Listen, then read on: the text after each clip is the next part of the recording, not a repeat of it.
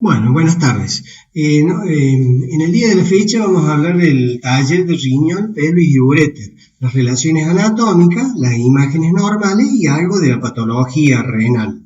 Como ustedes saben, el riñón, el uréter, está ubicado en la región tóraco-abdominal, paravertebral y retroperitoneal. Como ven en esta imagen, el riñón derecho está más bajo que el riñón izquierdo, tiene un borde externo convexo, una cara anteroexterna, una cara posterointerna, un borde interno cóncavo donde corresponde al hilio del riñón, por encima y por debajo los dos polos del riñón.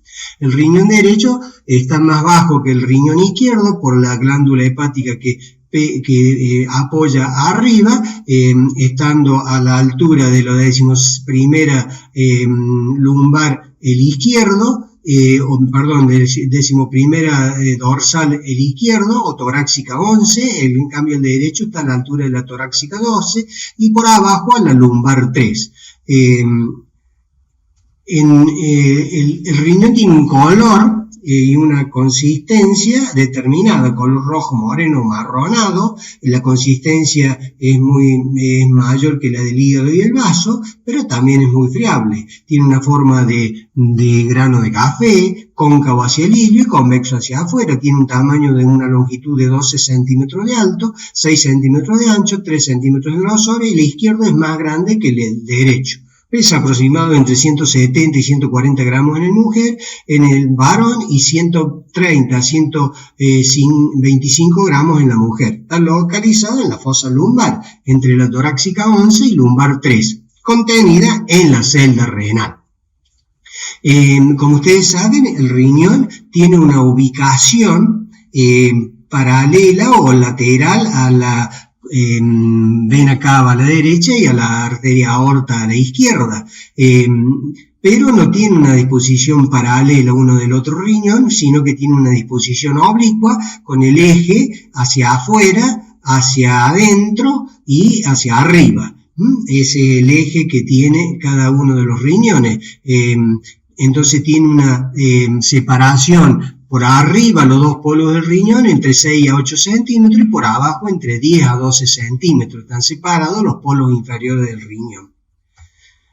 Como ustedes saben, el riñón desagua a la vejiga la formación de la orina a través de este conducto, que es el uréter, formado por la pelvis renal, el uréter con la porción lumbar, la porción ilíaca y la porción pélvica, desembocando en la cara posterior de la vejiga, determinando algunas estrecheces que ya vamos a ver en la unión pielo-ureteral, en el cruce que hace la región ilíaca y en el ingreso a la vejiga en la cara posterior de la misma. Hay tres estrecheces o dos usos, un uso lumbar y un uso pélvico. Se presenta, y ahí es el sitio que a veces se detienen los cálculos.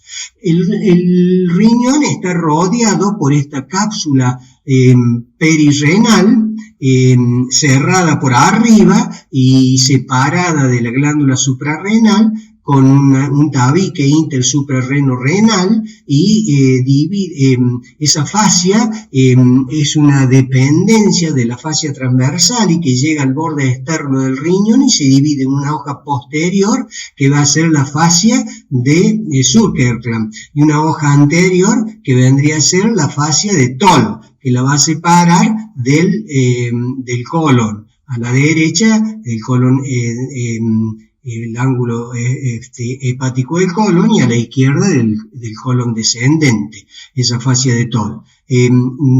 Esta fascia o tabiques está rodeado por grasa perirrenal o retrorrenal de Gerotta. Se denomina esa fascia o esa grasa. Esa grasa es almohadilla, que es la que hace que el riñón se mantenga en su sitio. Está cerrado por arriba esta cápsula y por abajo a veces con tabiques fibrosos la cierran, pero puede ser factible el descenso del mismo y la toxis renal que puede presentar algunos pacientes. O sea, la caída del riñón, que ya vamos a ver más adelante, se puede llegar a presentar. Este órgano está relacionado a la derecha, la cara anterior por arriba con el hígado, en la cara interna y sobre la pelvis renal la segunda porción del duodeno, separada del mismo por la fascia de Treis, y uno hace la maniobra de Kocher cuando uno moviliza el duodeno, la maniobra de Kocher, y uno descubre la cara anterior de la pelvis renal derecha y, por supuesto, la cara anterior de la vena cava inferior.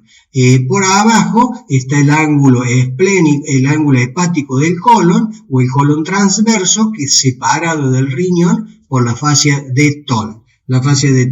El riñón izquierdo va a estar en contacto con la cara posterior de la curvatura mayor de estómago, con la cola del páncreas, por arriba y por fuera con el vaso, en la parte media el colon transverso y el colon descendente. Y en la parte inferior va a estar en contacto con las asas de intestino delgado. O sea, esas son las relaciones de la cara anterior del riñón.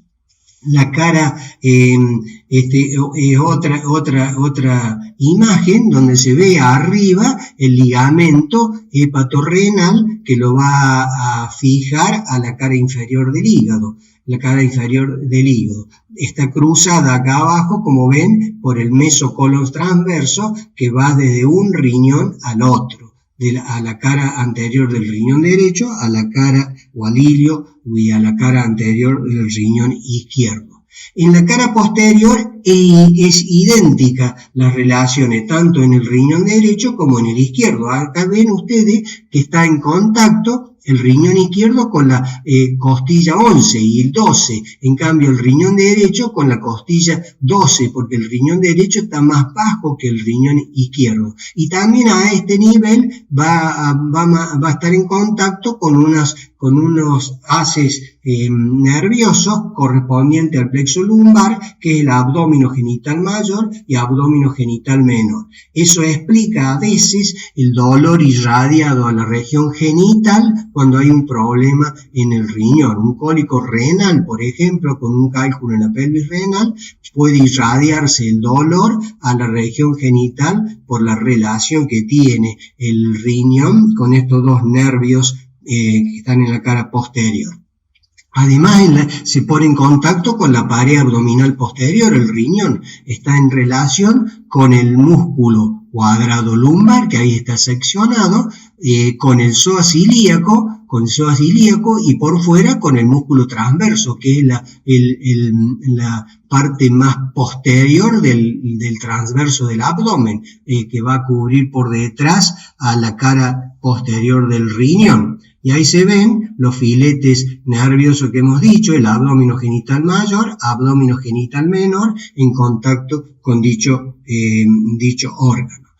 Acá es un resumen, arriba está la 12ª costilla, acá está en contacto con el diafragma, más abajo con la 12ª costilla, acá el área del músculo transverso, la parte amarilla que corresponde al cuadrado lumbar y la parte interna al psoas ilíaco.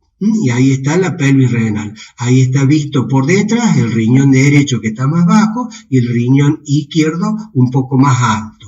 Ahí se ve perfectamente las relaciones que tiene. Es importante esta relación porque a veces nosotros tenemos que punzar el riñón por la parte posterior y tenemos que hacerlo por debajo de la 12ª costilla, porque el pulmón llega hasta la costilla número 10 y el fondo del saco pleural, costo pleural posterior, incluso puede pasar hasta la costilla y por debajo de la costilla 11. Acá en un corte horizontal y sagital vemos el riñón derecho, porque acá está la vena cava, ahí está el riñón derecho, se ve en contacto con el cuadrado lumbar, el psoas ilíaco y el músculo transverso. Y la fascia o la fascia pararrenal de Gerota, por delante la fascia de Toll, por detrás la fascia de Surkenkland, y con la fascia de Gerota que lo mantiene, esa almohadilla que lo mantiene, que es una dependencia de la fascia transversal que se dividió en hoja anterior y hoja posterior. Acá el riñón derecho, como ustedes ven en el corte sagital, por arriba la glándula suprarrenal, el diafragma en contacto con la cara posterior-superior del riñón y por delante con el hígado. Aquí faltaría el contacto que tiene con el colon, el ángulo hepático del colon y el duodeno, pero está más afuera el corte y acá se ve la pleura que llega hasta la 11ª costilla. Hay que tener cuidado de hacerlo la punción del riñón por debajo de la 12ª costilla. En el riñón izquierdo, la relación, vemos un corte sagital, acá tenemos el estómago, el páncreas, el vaso, y acá el pulmón que llega en este caso hasta la 10ª costilla. Ustedes ven que el fondo de saco pleural puede llegar y pasar la 12ª costilla. Por eso si uno hiciera la punción por debajo o pegada a la 12ª costilla, podemos lesionar la pleura y hacer un daño en el tórax por hacer la punción tan cerca de la 12ª costilla. La punción entonces para acceder a veces a llegar a los cálices inferiores, que hay un tratamiento de la litiasis pélvica que se hace y debe ser hecha por debajo de la 12ª costilla para evitar tener ese inconveniente. Bueno, por delante está el colon transverso con la fascia de Toll en este corte sagital del riñón izquierdo. En un corte horizontal vemos el hígado, el riñón derecho, visto desde atrás, la vena cava, la vena porta, acá estaría el hiato de Winslow, ahí está la transcavidad de los epiplones, la cara posterior de estómago, en contacto con la cara anterior del riñón, el vaso, el riñón izquierdo, ahí se ve la fascia pararrenal en un corte horizontal donde se ven los distintos elementos que están en relación con dicho órgano. Esto visto en un corte más bajo donde se ve la vena cava, la vena porta, la transcavidad de los epiplones, el riñón izquierdo y el riñón derecho en contacto con el hígado y el izquierdo en contacto con el vaso. En otro corte visto desde adelante, ahí vemos el riñón derecho más bajo, por supuesto, porque ya hemos sobrepasado, el hígado ha quedado por encima, vemos la vena cava en contacto con la segunda porción del duodeno, sería la fascia de Trace, acá estaría la fascia de Toll entre el riñón y el ángulo hepático del colon, el riñón derecho. Por detrás el músculo transverso y ahí el psoas ilíaco. En cambio, el riñón izquierdo, el derecho es cerca de la vena cava inferior, el izquierdo cerca de la arteria aorta, en contacto acá con el vaso, con el páncreas y la cara posterior de estómago. En un corte horizontal visto desde adelante. Bueno, una de las formas de estudiar a este órgano es con la ecografía abdominal. Un estudio importante y que define a veces uno de los síntomas que presentan o de las patologías, uno de los síntomas más frecuentes que da, porque la litiasis renoureteral es muy frecuente en la población y el síntoma característico es el dolor. Y después de los episodios de dolor abdominal, uno tiene que investigar y hacer estudios. En este caso, se hace una ecografía abdominal. Acá se ve el hígado con esa detalle y ese homogeneizado que tiene. En cambio el riñón, el parénquima renal, la corteza, la médula y la parte blanca que vendría a corresponder a la pelvis renal, a los cálices renales, que se ve de esa manera. Entonces, como dijimos, el dolor o el cólico renureteral es un dolor, como lo expresa esta figura, insoportable, y se lo ha comparado más que un dolor del parto. Generalmente el paciente no se puede quedar quieto, se moviliza para todos lados y no hay forma de calmarlo. Por suerte en la actualidad hay gran cantidad de analgésicos que uno puede aliviar inmediatamente a estos enfermos. Se lo estudia después de estos episodios y ahí se puede llegar a determinar una dilatación. Ahí se ve la dilatación, ahí está el riñón y los cálices superior, medio e inferior, cómo están dilatados. Seguro que hay una obstrucción, porque la producción de orina se acumula y empieza a dilatar estas estructuras, como es la pelvis renal y el uréter. Los cálculos renureterales pueden estar ubicados en la pelvis, pueden estar ubicados en el parénquima renal o pueden estar ubicados en los conductos. Indudablemente que si están ubicados en la pelvis y en el conducto ureteral, la sintomatología va a ser muy florida. En cambio, si está en el parénquima, los síntomas a veces no son tan importantes. Y pueden ser de calcio o de ácido úrico los cálculos. Si es de calcio, se ven en una radiografía directa de abdomen de esta manera. Acá hay un cálculo o corresponde al riñón izquierdo. En esta imagen se ve en el riñón izquierdo. En esta otra imagen vamos a ver un cálculo en el riñón derecho. Uno aproximadamente está a la altura de la 12ª costilla, entonces la costilla número 11, entonces correspondería a la pelvis, al riñón, un cálculo que está en la pelvis renal. En cambio que está a la altura de la 2ª y 3ª vértebra lumbar, corresponde al uréter ya. Para diferenciar este cálculo, porque el del riñón, como está a la altura también de la vesícula biliar, habría que hacer un perfil. Entonces, en el perfil, en la vesícula biliar, si hay un cálculo, va a estar en la parte anterior, y si es de riñón, va a estar en la parte posterior del abdomen. Esa sería una de las formas de determinar si un cálculo corresponde a la vesícula o al riñón. Otra forma de estudiar este órgano y este conducto es con la pielografía descendente. Por supuesto que tiene que cumplir algunos requisitos, como la función renal tiene que estar correcta para que no produzca el medio de contraste ningún deterioro más de la función renal. Ahí se observa el cálice superior, el medio y el inferior y la pelvis renal.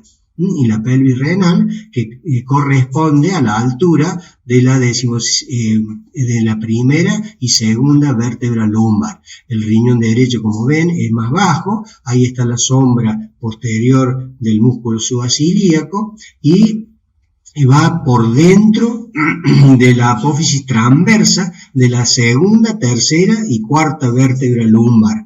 Va por dentro el uréter, va descendiendo la porción lumbar. Acá va a ser la porción ilíaca y después la porción pélvica.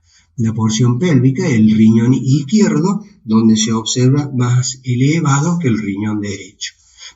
Otra forma de estudiar es con la piel-o-tac, que esta es sin contraste. Para la piel-o-tac tiene que estar la vejiga distendida, o sea, haber tomado mucho líquido el individuo antes de hacerse el estudio.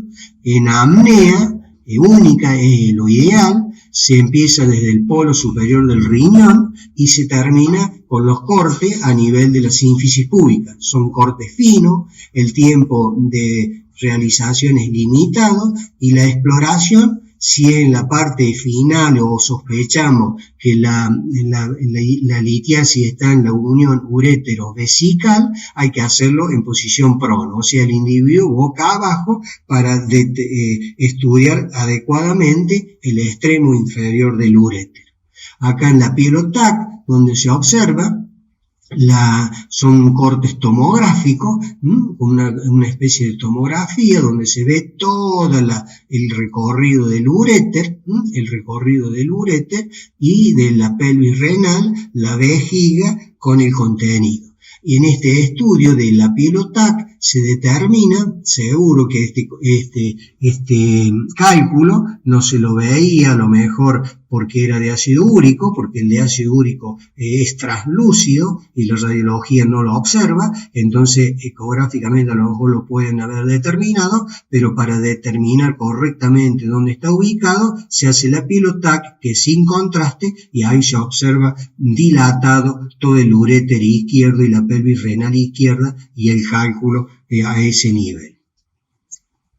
El cálculo puede estar en la pelvis renal, en la pelvis intraparenquimatoso, como se ve acá, en el tercio medio, en el cruce de la arteria ilíaca. Ustedes saben que el uréter derecho cruza a nivel de la ilíaca externa, en cambio el uréter izquierdo cruza a nivel o sea, más arriba, de la ilíaca externa el derecho y de la ilíaca primitiva el uréter izquierdo. Como está más alto, cruza más arriba, entonces el uréter. O puede estar detenido a ese nivel, a nivel de la ilíaca, que tiene 2 a 3 centímetros, o puede estar detenida cuando va a ingresar en la pelvis, en la vejiga, en la última parte, en la porción pélvica, antes de llegar a la intramural, ahí se puede detener la litiasis. Entonces, ahí podemos hacer distintos tipos de tratamiento. La litotricia extracorpórea, que es ondas de choque para romperlo a los cálculos, están en la pelvis renal, por ejemplo. Se tienen que tener algunas condiciones, que ese cálculo no debe medir más de 1,5 centímetros para poder hacer la litotricia extracorpórea. Y si no se puede hacer eso, en el parénquima se puede atravesar el parénquima renal, se accede al cálice inferior y por ondas de choques directas o por alguna pinza se denomina nefrolitotomía percutánea. La nefrolitotomía percutánea. Y si está en el tercio medio o en el tercio inferior, se puede hacer la ureteroscopía. Si el cálculo tiene menos de 3 milímetros de diámetro, generalmente con mucho líquido y haciendo una dieta y antiinflamatorio, generalmente pueden eliminarse. Adecuadamente, con una buena hidratación, se pueden eliminar los cálculos y no necesitan tratamiento invasivo, como sería la litotricia, la ureteroscopía o la nefrolitotomía percutánea. Acá estamos viendo la ureteroscopía, se mete a través de la vejiga, que cateteriza el meato ureteral, y mete una canastilla de dormia, lo abraza al cálculo y lo puede extirpar. Es decir, esto es fácil decirlo, pero no es tan fácil realizarlo. Tienen que tener algunas condiciones, el cálculo, si es hombre es más dificultoso en este sector, si es mujer es más factible, y en el hombre y en la mujer en el tercio inferior es más factible hacer la ureteroscopía. Acá otra imagen, además de la ureteroscopía, uno puede hacer ondas de choque para destruirlo al cálculo, y que se elimine sin inconveniente. Otro estudio que se hace es la TAC de abdomen con contraste oral y endovenoso. Bueno, ahí vemos los distintos órganos abdominales, acá el hígado, la vesícula biliar, el riñón derecho. La TAC es viendo al paciente desde los pies. Entonces vamos a tener el hígado a la izquierda de nuestra imagen y lo vamos a ver al individuo con corte desde los pies. Acá vemos la aorta, la vena cava inferior, la vena porta, el páncreas, cuerpo, cola del páncreas, la glándula suprarrenal, el riñón izquierdo, la glándula suprarrenal izquierda, el riñón izquierdo, la costilla, hay un corte de la costilla, hay las asas intestinales, por delante del páncreas el estómago, esto sería duodeno, ahí estaría vesícula biliar. Este es un estudio importante y beneficioso. Ahí los pilares del diafragma quedan dibujados alrededor de la aorta. Es un estudio importante, o puede hacerse con contraste endovenoso solamente y no con contraste oral y endovenoso. Y se ve acá, por ejemplo, con contraste endovenoso, hay un área, ausencia de captación, debe ser un infarto del riñón. Habrá que ver la clínica de este individuo para determinar esta imagen que da el riñón derecho, donde se ve la parte anterior con contraste y la parte posterior está negra sin contraste. El hígado, el páncreas, la aorta, ahí sale la arteria que pasa por debajo del páncreas, que ustedes ya han visto en aparato digestivo, la arteria mesentérica superior, que pasa entre el cuerpo del páncreas y la tercera porción del duodeno, formando el compás aortomesentérico. Ahí la vena cava inferior, ahí el riñón izquierdo y el vaso en contacto con el riñón izquierdo. También podemos observar en la actualidad los traumatismos por los accidentes, pueden ser por accidentes contusos, accidentes de automóvil, puede ser por herida de arma blanca, por herida de arma de fuego. Pues tenemos los distintos grados de hematomas que se pueden formar alrededor del órgano, o sea, del riñón. Grado 1 con un hematoma perirrenal pequeño, grado 2 y ya hay una fisura de la cápsula renal, indudablemente que otro de los síntomas importantes, aparte del dolor, es la hematuria que es microscópica o macroscópica, o es orina con sangre. Estos individuos con el cálculo renal y con los traumatismos generalmente van acompañadas de hematuria macroscópica o microscópica.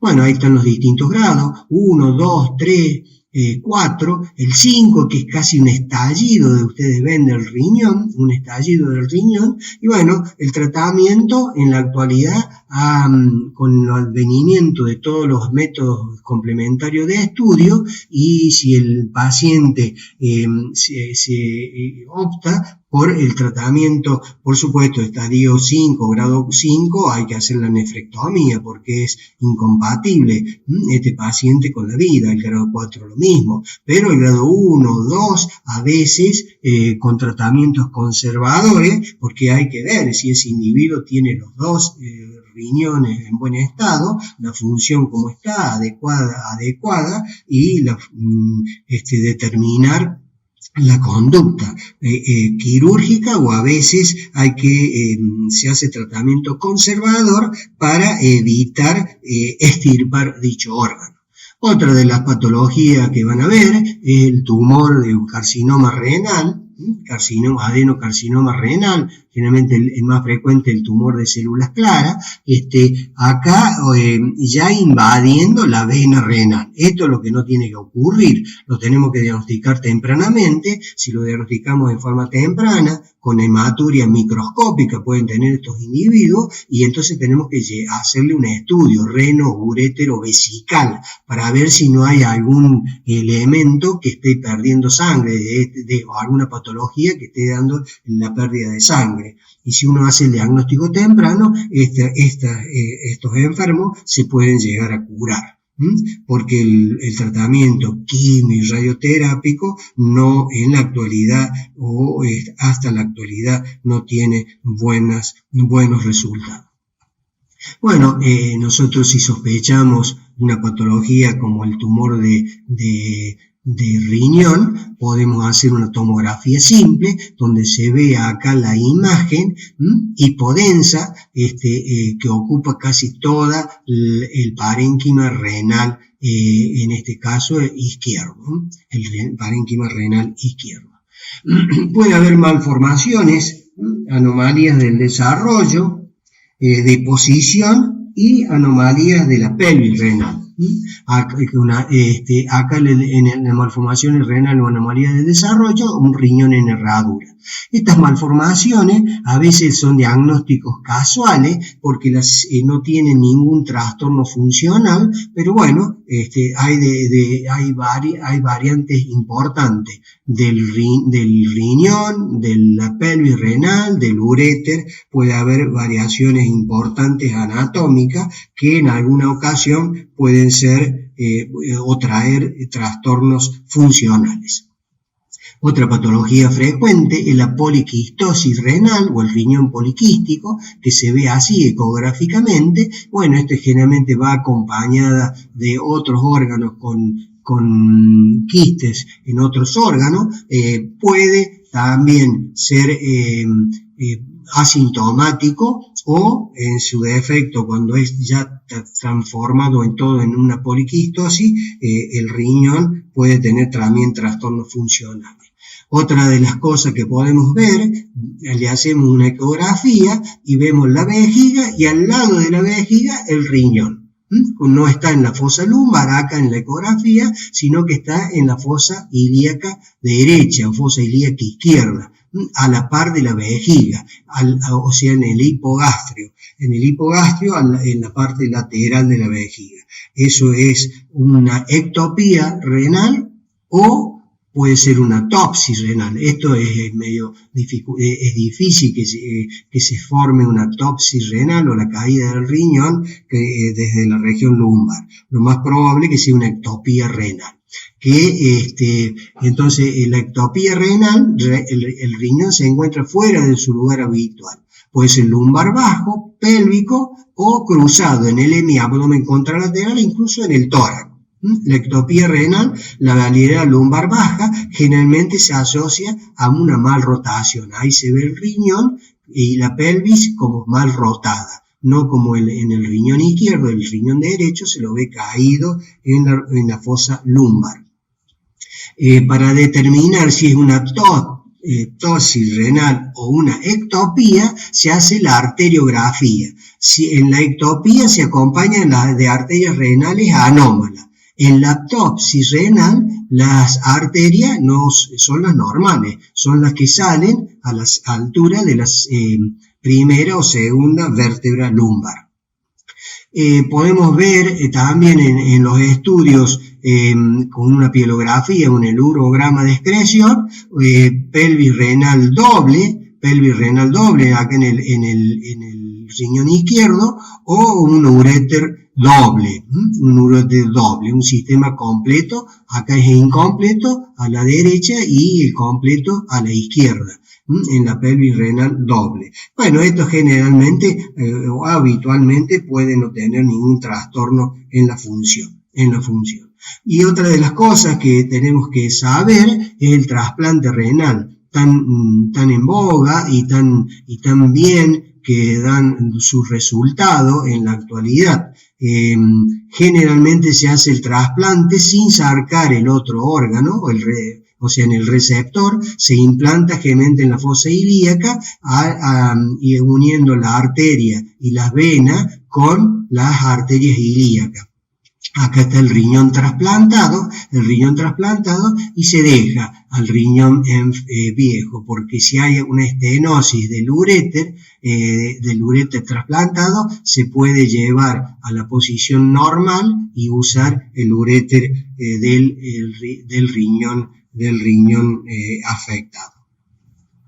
Bueno, nada más, muchas gracias. Acá una reflexión, el futuro no es regalo, es una conquista, decía Kennedy. Marañón, todo lo que se hace por vocación, aunque parezca insignificante, fructifica siempre.